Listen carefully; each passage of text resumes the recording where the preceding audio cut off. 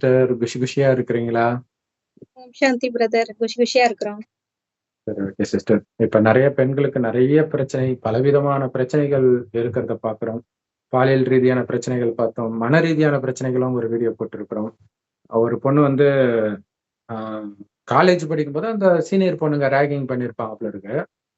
அந்த பொண்ணுக்கு அப்படியே டிப்ரஷன் ஆயி நைட்டெல்லாம் தூக்கம் வராம மாத்திரை சாப்பிட ஆரம்பிச்சாங்க. 20 வருஷமா சாப்பிட்டுட்டு இருக்கிறாங்க. இப்ப தூக்க மாத்திரைய விட்டு வெளில வர முடியல.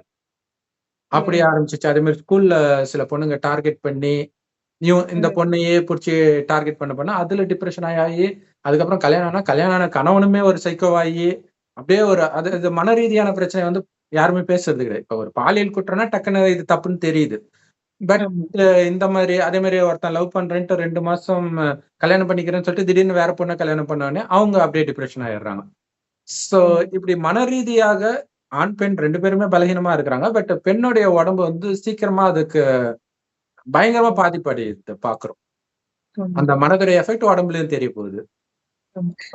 ஆனா அது எதனாலன்னா அவங்க எப்பயுமே மத்தவங்கள டிபெண்ட் பண்ணியே இருக்கிறதுனாலதான் அவங்களுக்கு அப்படிலாம் தோணுது. ஒரு பெண்ணா இருந்தா ஒரு ஆண்கிட்ட இருந்து அந்த அன்பு கிடைக்கணும், கணவன்கிட்ட இருந்து கிடைக்கணும், லவர்கிட்ட இருந்து கிடைக்கணும், இல்ல வீட்ல இருந்து இப்படி அடுத்தவங்களை டிபெண்ட் பண்ணி இருக்கிறதுனாலயேதான் அவங்களுக்கு இந்த மாதிரி மன ரீதியா பாதிக்கப்படுறாங்க. வீக்கர் செக்ஸ்ன்னு சொல்றதே அதுதான். தனியா இருக்கிறவங்களுக்கும் பிரச்சனை வரதானே சிஸ்டர் செய்யும். இப்ப தனியாக டைவர்ஸ் ஆகி தனியா இருக்கிறாங்க, சிங்கிள் பேரண்டா இருக்கிறாங்க. அப்ப அது ஒரு பயம் வரும். தனியா இருக்கிறோமே.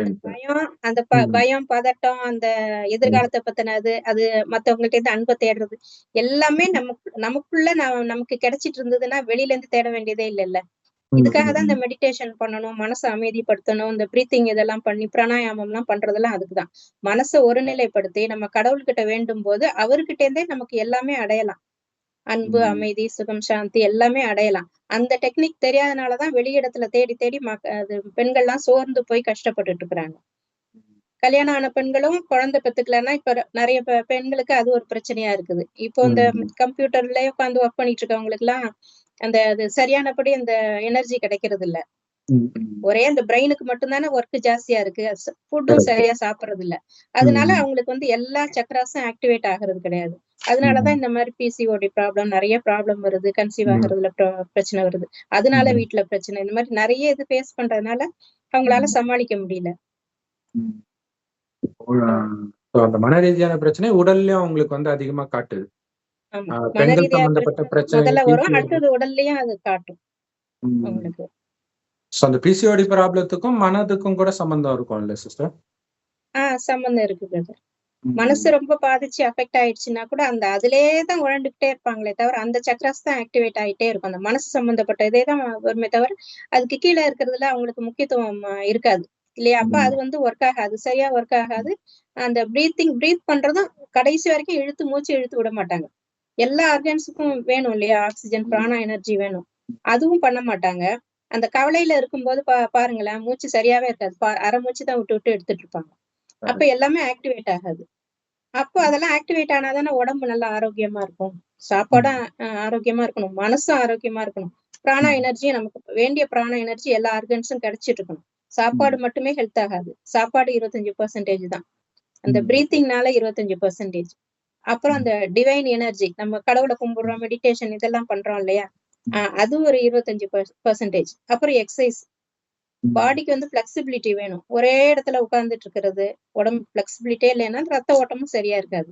அதுவும் வேணும், எக்ஸசைஸும் வேணும் கொஞ்சம். இந்த 4மே இருந்தாதான் ஒருத்தங்க ஆரோக்கியமா இருக்காங்க, மன ரீதியிலயும் உடல் ரீதியிலயும் ஆரோக்கியமா இருக்காங்கன்னு அர்த்தம். இப்போ ஒரு 50 வயசு இருக்கும்போது லேடிஸ்க்கு வந்து நிறைய பிரச்சனை. ஒரு 45ல இருந்தே ஆரம்பிக்குது. 45ல இருந்து 55 வயசு வரைக்கும் லேடிஸ்க்கு அந்த மெனோபாஸ் டைம் வருது. அந்த டயத்துல அவங்க என்ன உணர்வுல இருக்காங்களோ, அந்த மெனோபாஸ் முடிஞ்சதுக்கு அப்புறம் ஒரு 10 வருஷமோ 20 வருஷமோ இருக்கிறாங்கன்னு வச்சுக்கோங்க, 30 வருஷம் கூட இருப்பாங்க. 80, 85 வயசு வரைக்கும் இருக்கிறாங்கன்னா அந்த 30 வருஷமும் அதே குணத்துல அப்படியே இருந்துடுறாங்க. அதுக்கப்புறம் அவங்க குணம் மாறவே மாறாது. இந்த மெனோபாஸ் டயத்துல என்ன குணத்துல இருக்கிறாங்களோ அது வந்து கடைசி வரைக்கும் வந்துடுது. அந்த நேரம் ஒரு கோபம், எரிச்சல் இந்த மாதிரி ஒரு ஸ்டேஜ்ல இருக்கிறாங்கன்னு வச்சுங்களேன், பின்னாடி இருக்கிற காலம் ஃபுல்லாவும் அந்த இது இருக்கவே இருக்கும். அதனாலதான் என்ன சொல்றது, அந்த 50 வயசு அந்த மெனோபாஸ் டயத்துல பக்தியில ஈடுபடணும். பக்தியில இருக்கிறவங்க நார்மலா அப்படிதான் இருப்பாங்க. அப்படி இல்லாம இந்த பற்றுல மாட்டிக்கிட்டு குடும்பத்துல அவன் சரியில்லை இவன் சரியில்லை இவங்க என்ன கவனிக்கல, அவங்க என்ன கவனிக்கலன்ட்டு அந்த ஒரு டென்ஷன்லயும் இது பதட்டத்திலயும் இருந்தாங்கன்னா, பின்னாடி வர்ற காலமும் அதே மாரி டென்ஷன்ல இருக்கிற மாரி அமைஞ்சிரும். அந்த இதுல அந்த ஸ்டேட்டஸ்லயே நின்றும் அந்த சக்கராலாம் அதிலயே நின்றும். அதுக்கு தான் அந்த அந்த காலத்துல எல்லாம் பக்திக்கு போவாங்க. ஒரு ஏஜுக்கு அப்புறம் சரி பசங்க வளர்ந்துட்டாங்க, கல்யாணம் பண்ணிட்டாங்க. இனிமே அவங்கள பத்தி கேர் எடுக்கக்கூடாது அப்படின்னு சொல்லிட்டு கோயிலா போறது அந்த மாரிலாம். கோயிலா போகணும்னு அவசியம் இல்ல. கடவுள்கிட்ட நம்ம மனச செலுத்தினாலே போதும். அது கடைசி வரைக்கும் ஒரு நிம்மதிய குடுக்கும். அதே ஸ்டேஜ்ல கடைசி வரைக்கும் இருப்பாங்க. அதுக்கு தான் அந்த டைம் வந்து ரொம்ப முக்கியம். அப்ப அந்த டைம் வந்து சீரியல பார்த்துட்டு, இந்த சீரியல்ல வர கேரக்டர் எல்லாம் பார்த்துட்டு மனசு தான் கெட்டு போகுது. அதுலலாம் மனச ஈடுபடுத்தாம, கடவுள் மேல நம்ம மனச ஈடுபடுத்துனோம்னா, அந்த ஒரு அமைதி, சாந்தி கடைசி காலம் வரைக்கும் அப்படியே நீடிக்கும். அது லேடீஸ்க்கு ரொம்ப முக்கியம் அந்த மெனோபாஸ் டைம்ல. அப்ப அவங்க அந்த மனநிலைய ரொம்ப நல்லபடியா பார்த்துக்கணும்.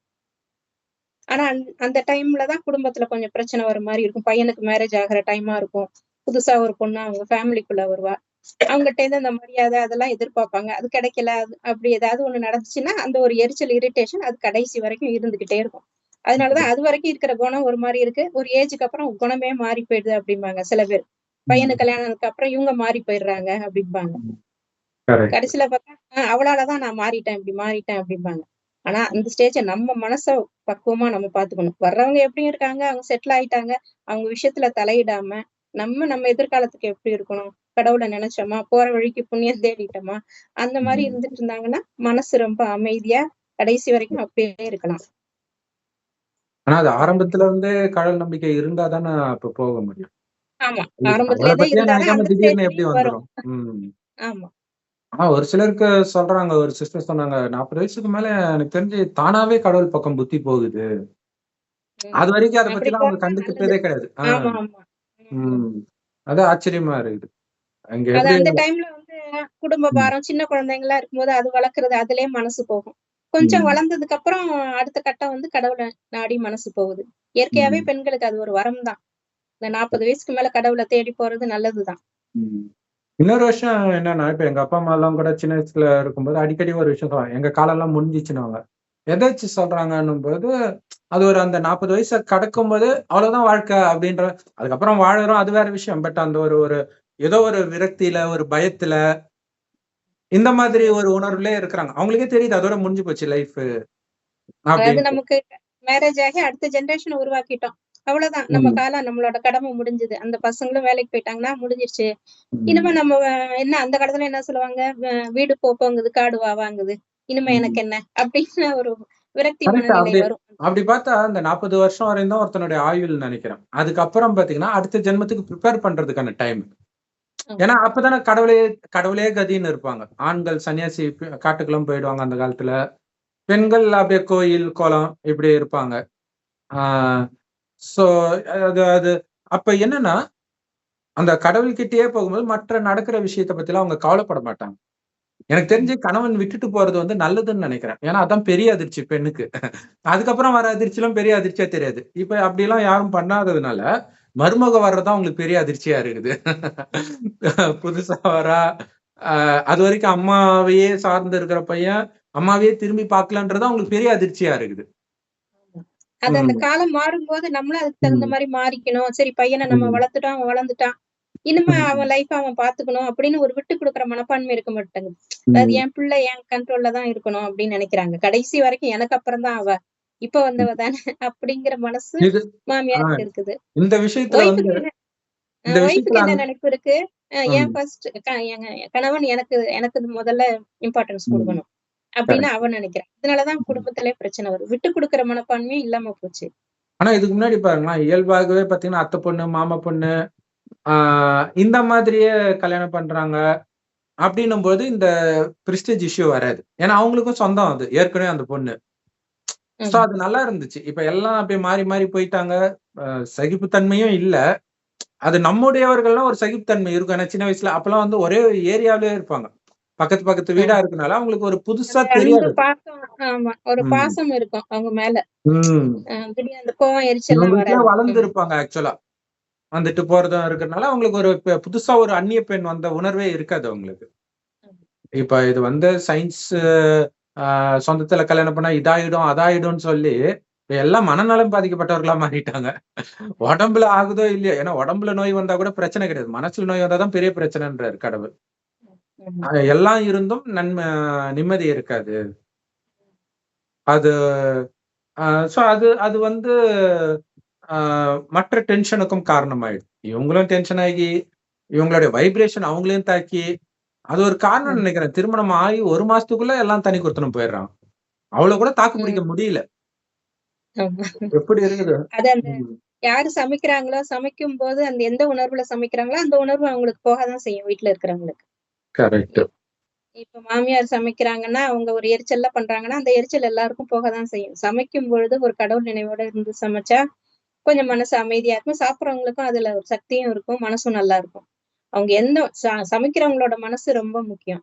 அதுக்கு தான் அந்த சீரியல் பார்த்துக்கிட்டே சமையல் பண்றது. எதையாவது யோசிச்சுட்டு வேண்டாத நெகட்டிவ் தாட்ஸோட சமையல் பண்ணா, அது நிச்சயம் அது அஃபெக்ட் ஆகும் சாப்பிடுறவங்களுக்கு. அது டெஸ்ட் பேப்பர் எப்படியெல்லாம் வரும் இல்லையா? எல்லாருக்குமே அந்த ஒரு பையனுக்கு கல்யாணம் ஆகப் போகுது அப்படின்னா, ஒரு பதற்றம் இருக்கும். ம். அடுத்தது என்ன ஆகுமோ? சோ எப்படியாவது மாறி பிரச்சனையில இருந்து தப்பிக்கலான்ட்டு, எனக்கு தெரிஞ்ச ஒரு ஒரு சகோதரிக்கு கல்யாணம் ஆகுது. கல்யாணம் ஆயினதுக்கு அப்புறம் வந்து அவங்ககிட்ட கேட்கிறேன், "எப்படி மாமியார்லாம் எப்படி இருக்கிறாங்க?" அப்படின்ட்டு. நான் சொன்னேன், "ரொம்ப தங்கமானவங்க. அவங்களே சமைச்சு வச்சுடுவாங்க." அப்ப அவங்க வந்து அந்த சண்டை வரக்கூடாதுன்னு அவங்க வேலை பார்க்குறாங்க. இத்தனைக்கும் கவர்மெண்ட் ஹெச்எம் அவங்க. School HM. சமையல் செஞ்சு ம். வச்சுட்டு போறாங்க. இவங்க ஜாலியா தூங்கி எழுந்திரிக்கிறாங்க போல இருக்கு. என்னைக்காவது ஒரு நாள் வெடிச்சிடும்ல. ஆமா. அவங்க சொல்லக்கூடாது. அவங்களா மாறணும்ன்ற அந்த எண்ணம் வர ஆரம்பிச்சிடும். என்னடா கல்யாணம் ஆகுறதுக்கு முன்னாடி இதே தான் பண்ணிட்டு இருந்தேன். இப்பயும் இதே தான் பண்ணிட்டு இருக்கிறேன். அந்த பொண்ணு அது பரவாயில்லையே ஒரு நல்லா பாத்துக்கிறாங்கன்ட்டு இருக்குது போல இருக்கு அந்த பொண்ணு. ஆ. ஆனா சில டைம் என்ன பண்ணும் 2 பேருக்கும் அந்த கிச்சன இன்னொருத்தங்களுக்கு குடுக்குறது, தன்னோட ஆட்சிய இன்னொருத்தவங்களுக்கு குடுக்குற மாதிரி ஒரு ஃபீலிங் வருது. லேடீஸ்க்கு. ஆக்சுவலா அவ பொண்ணுங்களுக்கு வந்து கிச்சனுக்கு போகலனாலே எல்லா பிரச்சனையும் போயிடும். கிச்சன்ல போய் தான் எல்லா பிரச்சனையும் வருது எனக்கு தெரிஞ்சு. எங்க வீட்ல எங்க அம்மா கத்திக்கிட்டே இருப்பாங்களா கிச்சன்ல. ஒரு நாள் நான் சமைக்க போறேன். நானும் கத்திக்கிட்டே இருக்கிறேன். என்னடா இங்க வந்தாலே எல்லாரும் கத்துறோம். அந்த வைப்ரேஷன் அப்படி பண்ணுது. வைப்ரேஷன் அப்படி பண்ணுது. ஆ ஆமா. அந்த சீரியல பார்த்துட்டு சமைக்கிறது. இப்படியே இருக்கிறது. அந்த சீரியல் அவங்களுக்கு கெடுக்க, அந்த இடம் வந்து அந்த வைப்ரேஷன கெடுக்க, அந்த வைப்ரேஷனுக்குள்ள யார் போனாலும் மாட்டிக்கிறோம். யார் போனாலும் மாட்டும். ஆமா. ம். அதுக்கப்புறம் 2 பேரும் சேர்ந்து செய்யும்போதும் பிரச்சனை வரும். இப்ப மருமக ம். வந்துட்டா, அவ செய்யட்டும்னா, அவ கையில பொறுப்பு குடுத்துறணும். அவ செய்றா, ம். நல்லா இருக்கோ, நல்லா இல்லையோ. குறை ம். சொல்லிட்டே இருந்தா அவளுக்கு ஒண்ணும் முடியாது இல்லையா? முதல்ல அப்படிதான் இருக்கும். வரும்போது எக்ஸ்பீரியன்ஸ் இருக்காது. இவங்க ம். 30 வருஷம் சமையல் பண்ணியிருப்பாங்க. இவங்களுக்கு எக்ஸ்பீரியன்ஸ் இருக்கும். அந்த டேஸ்ட் பொண்ணுக்கு வராது.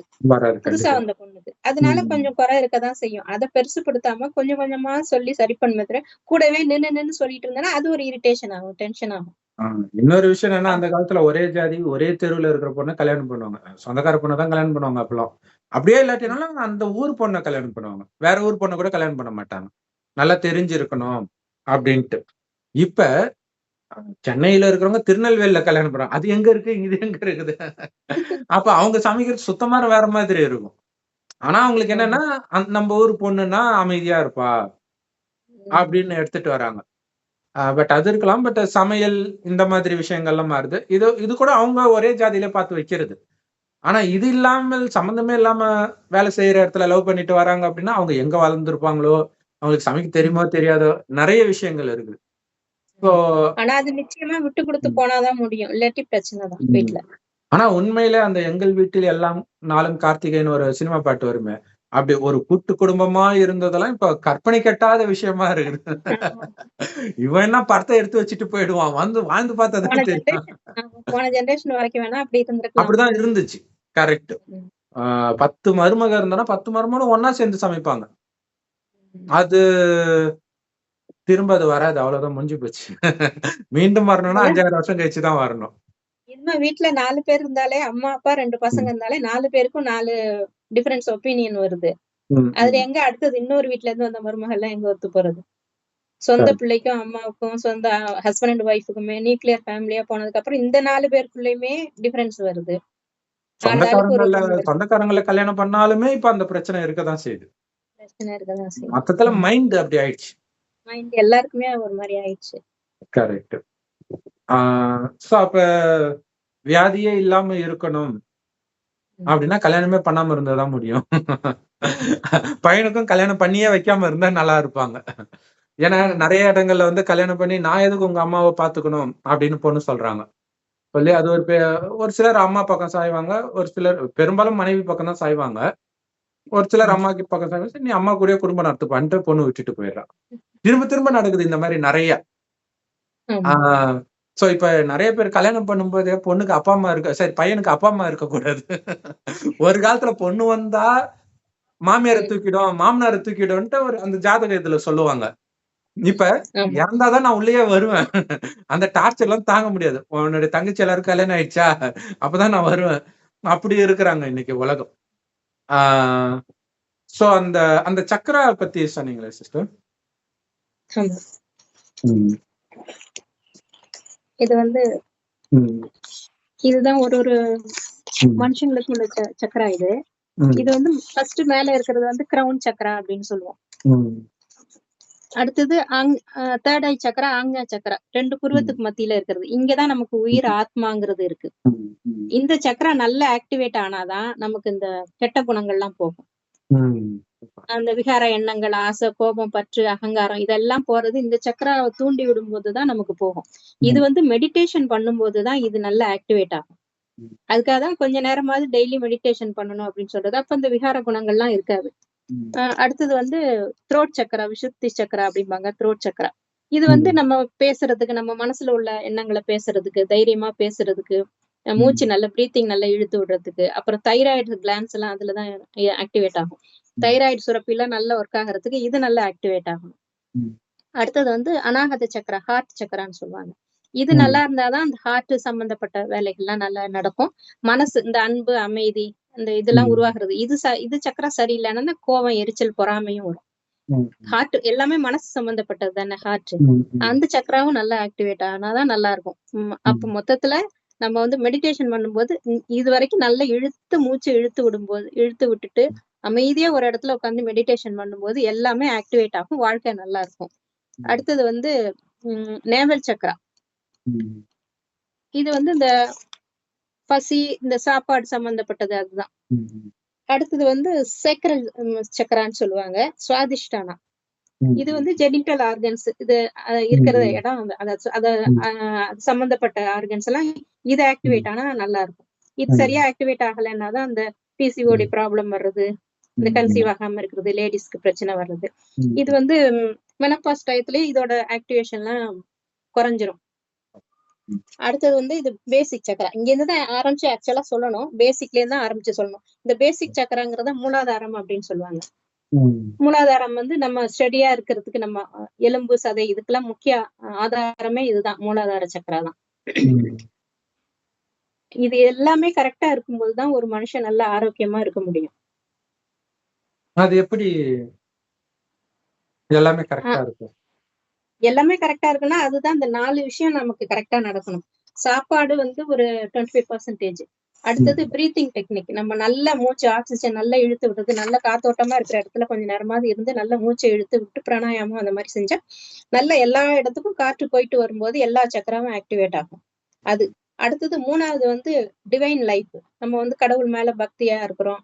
இல்ல ம். ஞானம் கிடைச்சுச்சுன்னா, ஞானம் சைடு வந்து அந்த மெடிடேஷன் பண்றது. அதெல்லாம் ம். பண்ணும்போது ஒரு 25% உடம்பு நல்லாவே ஆரோக்கியமாயிடும். ம். சாப்பாடு சரியில்லன்னா கூட இது நல்லா ஆயிடும். அது ஒரு 25%. அப்புறம் எக்சர்சைஸ்.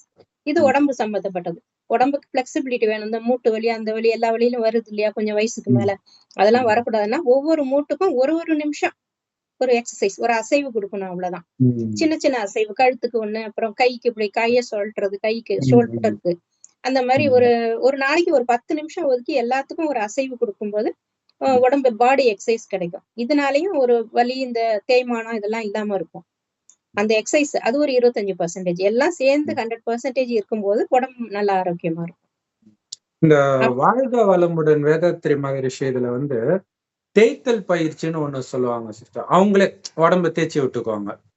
அ சோ அது இந்த சக்கர ஆக்டிவேட் பண்ணுமா? ஆமா ஒரு எக்சர்சைஸ் குடுக்குற மாரி தான். அப்புறம் வந்து ம்.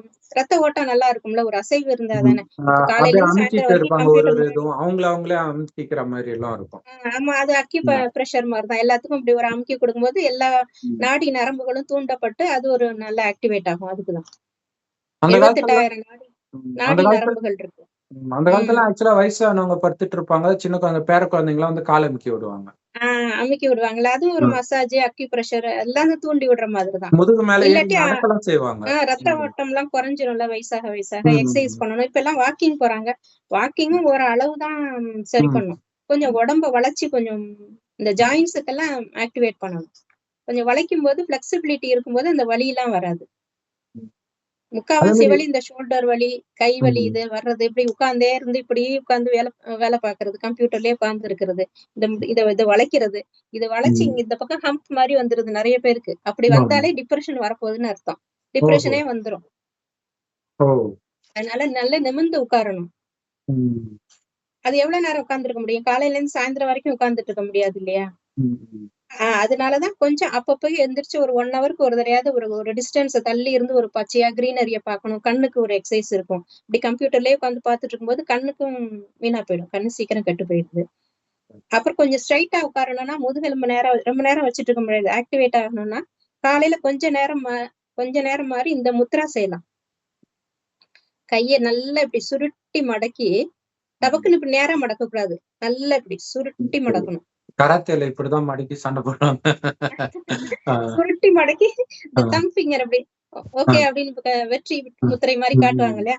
இப்படி ம், வச்சுட்டு ஒரு 10லேருந்து 20 நிமிஷம் காலையில எந்திரிச்ச உடனே ம், கொஞ்ச ம், நேரம் உட்கார்ந்துட்டு இருக்கணும். ம். முதுகெலும்பு ஆட்டோமேட்டிக்கா ஸ்ட்ரைட் ஆயிடும். ஓ! ஸ்கூல்ல கூட இத செய்யலாம். சூப்பர், இப்படி சூப்பர். சோர்ந்து போய் மத்தியான நேரத்துல எல்லாம் இப்படி டல் ஆகும்போது, ஒரு ம், கொஞ்ச நேரம் சாப்பிட்டு லஞ்சுக்கு அப்புறம் இப்படி கொஞ்ச நேரம் உட்கார்ந்துருந்தா ஆட்டோமேட்டிக்கா நிமிர்ந்து உட்கார்ந்துருவாங்க. அந்த ம், முதுகெலும்பு ஸ்ட்ரைட் ஆகும். இந்த முத்ரா பண்ணும்போது. ஒரு ம், 10 நிமிஷமாவது இப்படி பண்ணி உட்கார்ந்துட்டோம்னா, நேரம் ஆயிடும். அப்புறம் ம், லேடீஸ்க்கு சில டைம் ரொம்ப டயர்டா இருக்கும், டல்லா இருக்கும், மூடும் அவுட் ஆயிடும். அந்த ம், மாரி டயத்துல இந்த முத்ரா பண்ணணும். ம், இந்த சுண்டு விரல், மோதிர விரல். ம், ம். சரி. ம். ஆ. இப்படி கொஞ்ச நேரம், ஒரு 10 நிமிஷம், 1/4 மணி நேரம். இப்படி கொஞ்ச நேரம் உட்கார்ந்துட்டோம்னா, அந்த எனர்ஜி கிடைக்கும். ம், இது வந்து ஒரு ஒரு ஃபிங்கரும் ஒரு ஒரு இது சம்பந்தப்பட்டது. ம், இது வந்து நெருப்பு, இது வந்து ம், ஆகாயம், இது வந்து ம், நீர், நிலம், நெருப்பு, காற்று, ஆகாயம். 5 விரலும் 5 பஞ்சபூதங்களுக்கு சம்மந்தப்பட்டது. இந்த ம், 2 விரலும் வெளியில இப்படி பார்த்து உட்கார்ந்துட்டு இது ம், எனர்ஜி கிடைக்கும் லேடீஸ்க்கு. ம், கொஞ்சம் ரொம்ப ம், வீக்கா எனர்ஜி இல்லாம மூட் அவுட் ஆகி அப்படி டல்லா இருக்கிறவங்களுக்கு எனர்ஜி. இந்த மாரி ம், 2 சின்ன சின்ன விஷயங்கள் பண்ணும்போது உடம்ப கொஞ்சம் சரி பண்ணிக்கலாம். முடியாதவங்க இந்த மாரி முத்ரா போட்டு செஞ்சுக்கலாம். ம். ஸ்ட்ரைட்டா உட்கார முடியாதவங்க ஸ்ட்ரைட்டா உட்கார்ந்தாலே பாதி டிப்ரஷன்லாம் வராது. கழுத்து இதெல்லாம் நேரா இருக்கணும். கம்ப்யூட்டர்ல ஒர்க் பண்ணி இப்ப எல்லாம் இப்படி இப்படி வளைஞ்சே போயிடுறாங்க. யங் ஜெனரேஷனே அந்த மாரி ஆயிடுது. ஏன்னா ஒரு சிஸ்டர் இத கேட்டுருக்காங்க. எனக்கு அப்படியே ஒரு ஒரு சோர்வாவே இருக்கும். ம். ஒரு தூக்கமாவே வந்துகிட்டு இருக்கும். அப்படின்னு கேட்டுட்டே ம். இருப்பாங்க. ஸோ அதுக்கு நீங்க இப்ப சொன்ன முத்ரா தான். ஆ. இந்த முத்ரா செய்யலாம். ம். சூப்பர். அப்புறம் ம். அப்புறம் மூச்சு காத்து செக் பண்ணணும். அது வந்து எப்படி செக் பண்ணுவாங்கன்னு தெரியல. எப்படி எல்லாருக்குமே ஒரு பக்கமா தான் ஓடும். கொஞ்ச நேரம் லெஃப்ட்ல ஓடிட்டு இருக்கும். கொஞ்ச நேரம் ரைட்ல ஓடிட்டு இருக்கும். ஓ! சரி, சரி. ம். நம்ம உடம்பு உள்ளுக்குள்ள நம்ம உஷ்ணத்த அது வந்து சரி பண்ணிக்குது அப்படின்னு அர்த்தம். ம், ம். நம்ம உடம்பு தாங்குது. ம். ரைட் சைடு ஓடிட்டு இருக்கும்போது சூடானதெல்லாம் குடிக்கலாம் நம்ம. சூடான ம். காஃபி, டீ, சுடு தண்ணி இந்த மாரி ம். குடிக்கலாம். இந்த சைடு லெஃப்ட் சைடு ஓடிட்டு இருக்கும்போது கூல் ட்ரிங்க்ஸ் குடிக்கலாம். இல்ல நார்மல் வாட்டர் குடிக்கலாம். கூலானது வந்து லெஃப்ட் சைடுல ம். இருக்கும்போது. லெஃப்ட் சைடு ஓ! ஓடுது அப்படின்னா உடம்பு உஷ்ணமாயிடுச்சுன்னு அர்த்தம். அது ஓ! லெஃப்ட் சைடு ஓடி அத வந்து பேலன்ஸ் பண்ணிக்குது. உள்ளுக்குள்ள இருக்கிற உஷ்ணத்த. ஆனா ம். டெம்பரேச்சர் பார்த்தா அந்த 36 பாயிண்ட் சம்திங் இருக்கும்ல நமக்கு நார்மல் ம். அப்படிதான் காட்டும். ஆனா ம். உள்ளுக்குள்ள இருக்கிற உஷ்ணம் வேற மாரி இருக்கும். அது நம்ம இந்தியால தான் உடம்பு சூடுன்னுலாம் சொல்லுவாங்க. ஃபாரினர்ஸ்க்கு அதெல்லாம் தெரியாது. உடம்பு கரெக்ட். சூடுனாலே நெறைய பிரச்சனை வரும். உடம்புல நெறைய உள்ள மெயினா அதுதான் அல்சர் சொல்லணும். இதெல்லாமே வரும். ஆனா ம். ஃபாரினர்ஸ்க்கு அதெல்லாம் தெரியாது.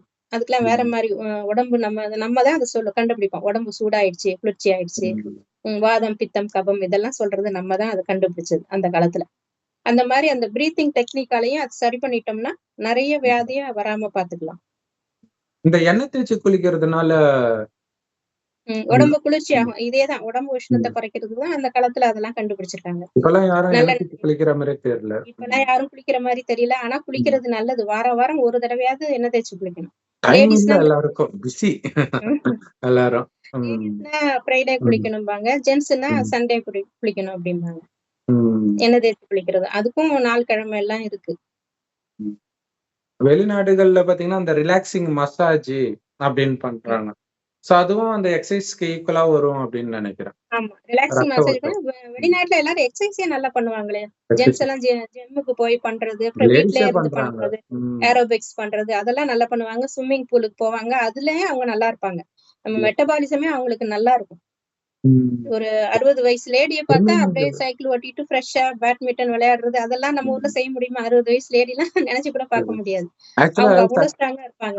ஆக்சுவலா ஸ்விம்மிங் சூப்பர் எக்ஸசைஸ் நிஜமாலே. ஏன்னா இப்ப சைக்கிள் ஓட்டினா கூட முட்டி வலிக்கும். அது அது அதுக்கேத்த மாதிரி சீட்டு பெருசா பண்ணிட்டா வலிக்காது. அதெல்லாம் அப்ப தெரியவே தெரியாது. இப்பதான் அந்த மாதிரி தெரிஞ்சுக்கிட்டு சீட்டை பெருசா வைக்கிறாங்க. கால் வந்து இதுதான் கால் அப்படின்னா இதுக்கு மேல தூக்க கூடாதாம். தூக்குனா முட்டி வலிக்குமா. இதுக்கு மேல தூக்கி இப்படி இப்படி இப்படி அமுத்துறது. இப்ப சின்ன பசங்க சைக்கிள் எல்லாம் அப்படித்தானே வருது. எல்லாம் சின்னதா தானே இருக்குது. அது உண்மையிலே கால் பயங்கர வலியை தான் கொடுக்கும் அது. அப்பெல்லாம் பெரிய சைக்கிளா இருந்துச்சு. பெருசா பிரச்சனை இல்லை. இப்ப அந்த மாதிரி சைக்கிள் வருதான்னு கூட தெரியல. எல்லாம் பாக்குறதுக்கு ஸ்டைலா இருக்குது அவ்வளவுதான். ஆனா உடம்பு காப்பு வச்சிடும் அது. ஆனா ஸ்விம்மிங்ல வந்து ஸ்டைலான சைக்கிள்லாம் இப்படி குனிஞ்சிட்டு ஓட்டிட்டு இருக்காங்க. கீழே இப்படி குனிஞ்சு ஓட்டுற மாதிரி வருது பாருங்க. அந்த ரேஸ் சைக்கிள். அது மாதிரிதான். ஆனா அதெல்லாம் பண்ணவே கூடாது. தப்பு. பார்த்தாலே தெரியுது அப்நார்மலா இருக்குதுன்றது தெரியுது. அப்நார்மலா இருக்கிறது. ஆனா உண்மையிலே ஸ்விம்மிங் வந்து பாத்தீங்கன்னா நம்ம உடம்பையே கை காலால அசைச்சு நவுத்துறோம். எல்லாத்துக்கும் ஆக்ஷன் கொடுக்குறோம். ஆனா இன்னொன்னு என்னன்னா இந்த தண்ணியோட பிரஷர் வந்து அப்படியே நமக்கு ஒரு மசாஜ் பண்ற மாதிரி தான் இருக்கும். அது சூப்பரா இருக்கும். அது இந்த மூட்டு வலி இருக்கிறவங்க ஆர்த்ரைட்டிஸ் இருக்கவங்க எல்லாம் கூட ரொம்ப நடக்க முடியல வாக்கிங் பண்ண தண்ணிக்குள்ள வாக் பண்ண சொல்லுவாங்க. இடுப்பளவு தண்ணியில ஸ்விம்மிங் பூல்ல நடக்கிறது. உடம்பு வெயிட் தெரியாது இல்லையா? அப்ப வந்து நடக்கிறது நல்ல ஒரு எக்ஸசைஸ் உங்களுக்கு. ஸ்விம்மிங் பண்றதே நல்ல எக்ஸசைஸ் தான். பிரீத்திங்கும் நல்லா இருக்கும். ஏன்னா பிரீத்திங் டெக்னிக்கும் அதுல இருக்கு இல்லையா? ஸ்விம்மிங் பண்ணும்போது மூச்சை இழுத்து இழுத்து விட்டு தானே பண்றோம். கரெக்ட். ரொம்ப அது கூட வயசானா பண்ண முடியாதோ என்னவோ தெரியல. ஏன்னா அது கொஞ்சம் கஷ்டமா தான் இருக்கும். அது கொஞ்சம் முதல்ல கஷ்டமா இருக்கும். அப்புறம் கொஞ்சம் கஷ்டப்பட்டு பழகிட்டாங்கன்னா அப்புறம் பண்ணலாம். முந்திலாம் சும்மா ஆத்துல குளத்துல எல்லாம் பண்ணுவாங்க. இப்ப அந்த தண்ணி எல்லாம் மோசமாயிடுச்சு. பண்ண முடியல. இப்ப வீட்டுல அந்த அபார்ட்மெண்ட்ல பில்டிங்ல ஸ்விம்மிங் பூல்னு வச்சிருக்காங்க. அது கொஞ்சம் நல்லா மெயின்டைன் பண்ணாங்கன்னா பண்ணலாம். கிராமத்துல கிணறு இருக்கும் சிஸ்டர். அந்த தர உயரம் கிணறு இருக்கும். வயல்வெளிகள் எல்லாம் அந்த கிணறு இருக்கும். அது சூப்பரா இருக்கும் அந்த தண்ணி. ஆனா அது கூட உள்ள மோட்டர் எல்லாம் இருக்கும். அது அடிச்சு ஷாக் அடிச்சு எல்லாம் இறந்தவங்க எல்லாம் இருக்கிறாங்க. அதுலயும் ஒரு ரிஸ்க் இருக்குது. பட் ஆனா சூப்பரா இருக்கும் அந்த தண்ணி எல்லாம். கும்பமேளால போய் மூழ்கிட்டு வராங்கல்ல. அங்க ஒரு குளியல போட்டு வெளில வந்து ஒரு குளியல தண்ணியவே வீணா போயிட்டு வீணா ஆக்கிட்டாங்க. எத்தனை கோடி பேர் ஒரு தண்ணியில போய் குளிச்சு அந்த தண்ணியோட தரம் என்னமா ஆயிடும். இப்ப ரொம்ப மோசமாயிடுச்சுன்னு கேள்விப்பட்டேன். அந்த வாட்டர் தானே அது போயிட்டே தானே இருக்கு போகுது. பட் எவ்வளவுதான் போனாலும் ஒரு அளவு தானே தாங்க முடியும். 50 கோடி பேர் குளிச்சா. கரெக்ட். சரி, ஓகே சிஸ்டர். நிறைய பேருக்கு வந்து அந்த ஆரோக்கியத்திற்கு ரொம்ப யூஸ்ஃபுல்லா இருக்கும்னு நினைக்கிறேன். உணவு பழக்கம் சிஸ்டர். உணவு பழக்கம் வந்து சைவ உணவு தான் நல்லது. ஆனா சாப்பிட்டு பழகிட்டாங்க. முடியலன்னா கொஞ்சம் கொஞ்சமா குறைச்சிக்கிட்டு சைவ உணவுக்கு மாறுறது. நைட் ஆனா ஒரு 7, 7:30 மணிக்கு முடிச்சிடணும். சிம்பிளா சாப்பிடலாம். ஆவியில வேக வச்சது, இந்த இட்லி தோசை அந்த மாதிரி சாப்பிடலாம். இந்த குருமா பரோட்டா இது மாதிரிலாம் சாப்பிட்டா டைஜஸ்ட் ஆகாது. தூக்கமும் சரியா வராது. டிஸ்டர்பன்ஸ் ஆகிட்டே இருக்கும். கனவும் ஒரு மாதிரி பயங்கரமா தான் வந்துட்டு இருக்கும். பீஸ்ஃபுல்லா இருக்காது. கொஞ்சம் நல்லா டைஜஸ்ட் ஆனதுக்கு அப்புறம் தூங்க போனதுக்கு அப்புறம் தான் நல்லா இருக்கும் மனசு. அதுவும் தூங்க போறதுக்கு முன்னாடி எதையுமே பார்க்க கூடாது. ஸ்கிரீன் எல்லாம் பார்க்காம இருந்தா நல்லது. டிவியோ அல்லது இந்த மொபைல் மொபைல பாத்துட்டு இருந்தா பிரெயின் என்ன நினைச்சுக்கும், இது ரொம்ப ஒர்க் இருக்கு போல இருக்கு, ஆக்டிவா வச்சுக்கணும் அப்படின்னு சொல்லிட்டு தூக்கம் வராத மாதிரி பண்ணிடும். நம்ம பிரெயினுக்கு அது தெரியாது. மைண்டுக்கு ஏதோ வேலை செய்யறாரு போல இருக்கு, அதனால ஃப்ரெஷ்ஷா வச்சுக்கணும்னு சொல்லிட்டு தூக்கம் வராது. அதனாலதான் தூக்கம் வரமாட்டேங்குது. அது 1 ஹவருக்கு முன்னாடியே அந்த ஸ்கிரீனை பாக்குறதெல்லாம் விட்டுட்டு ஏதாவது மெல்லிசா ஆடியோ கேட்டுட்டே படுத்துருக்கலாம். இல்ல புக் படிச்சுட்டே படுக்கலாம். புக் படிச்சுட்டே படுத்தா நல்ல தூக்கம் வரும். நல்ல புக்கா படிக்கணும். அதுவும் படிக்கிறதும் இது என்னன்னா தூக்கம் இல்லாம போக போக ஏதாவது ஒரு டிப்ரெஷன் ஆகுற மாதிரி விஷயம் நடந்துச்சுன்னா அதே விஷயமே தூக்கம் வந்து அதை ஓரளவுக்கு மறக்க வைக்கும். தூக்கமே வரலன்னா என்ன ஆகும் அவங்க நிலைமை? அப்பதான் டாக்டர் தூக்க மாத்திரையை கொடுத்து தூங்க வச்சு அது அந்த அடிக்ஷன்ல இருந்து வெளில வர முடியல யாரால. நைட் அப்படியே தூக்கம் கண்ணை இழுக்கும்ல, அந்த டைம்ல ஒரு நல்லதே தான் நினைக்கணும். அந்த டைம்ல என்ன நினைக்கிறோமோ அது அப்படியே சப்கான்சியஸ் மைண்டுக்குள்ள போயிடும். அந்த அப்படியே தூக்கம் வரும்போது அப்படியே ஒரு நிமிஷம் அப்படியே கர்றன்னு இழுக்கும்ல, அந்த டைம்ல நல்லதே தான் நினைக்கிற மாதிரி இருக்கணும். அதனாலதான் ஒரு நல்ல பாட்டு, நல்ல மியூசிக் கேட்டுட்டு மனசுக்கு எதமா இருக்கிறது கேட்டுட்டு தூங்கணும். எதையாவது ஒரு பயங்கரமான புக்க படிச்சுட்டோ அல்லது அந்த மாதிரி ஒரு பாட்டை நம்மள நாமளே கேட்டுட்டோம்னா அதுதான் அழிச்சுக்கிறோம்னு அர்த்தம். அது உள்ள போய் பதிஞ்சிடும். கரெக்ட். இன்னொன்னு நைட்டு வந்து அந்த ஒரு குறிப்பிட்ட டைம் அந்த தூக்கம் இழுக்கிற டைம் கிராஸ் பண்ணும்போது பாத்தீங்கன்னா நம்மள அறியாம ஏதோ வளரலாம் ஆரம்பிச்சிடும். அந்த தூக்கம் இல்லைன்னா என்னென்ன உள்ள இருக்கிறதோ அதெல்லாம் வெளில வருது.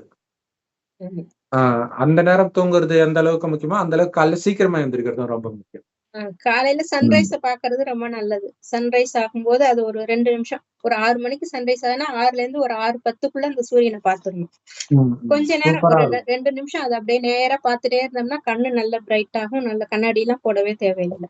அது இல்லாம அந்த நேரம் வந்து குருவி குயில் எல்லாம் எழுந்திரிச்சு வித்தியாசம் சூப்பரா இருக்கும் அந்த வாய்ஸே. வைப்ரேஷனும் நல்லா இருக்கும். அந்த சன்ரைஸ்க்கு 1.5 மணி நேரத்துக்கு முன்னாடி எந்திரிக்கிறது நல்லது. பிரம்ம முகூர்த்தம் அந்த நேரத்துல எந்திரிச்சு நம்ம மெடிடேஷன் பண்றதோ, நம்ம என்னென்னமோ நடக்கணும் இன்னைக்கு பிளான் பண்ணி நல்ல நம்ம சக்சஸ் ஆகணும் அந்த மாதிரி நல்ல நல்ல தாட்ஸ் எல்லாம் வைக்கிறதுலாம் ரொம்ப நல்லது. அந்த நேரத்துல நடக்கும் அப்படிம்பாங்க. மெடிடேஷன் பண்றது ரொம்ப நல்லது. காலையில எழுந்திரிச்சிட்டாலே வந்து ரிலாக்ஸா இருக்கும். பறக்க லேட்டா எழுந்திரிச்சு பறக்க ஒரு வேலையை செஞ்சுட்டு அப்புறம் ரிலாக்ஸ் ஆகிறதுக்கு ரிலாக்ஸ் பண்ண டைமே இருக்காது.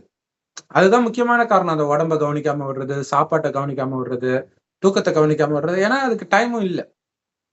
அதிகாலையில இருந்துச்சுட்டா அந்த டைம் இருந்துகிட்டே இருக்கும். அது பாட்டுக்கு அப்படியே காத்துல மிதக்கிற மாதிரி போய்கிட்டே இருக்க வேண்டியதுதான். சூப்பரா இருக்கும்.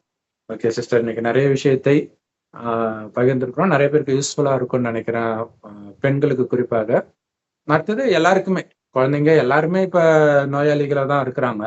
ஸோ எல்லாருக்குமே யூஸ்ஃபுல்லா இருக்கும்னு நினைக்கிறேன். ஓம் சாந்தி சிஸ்டர். தேங்க்யூ.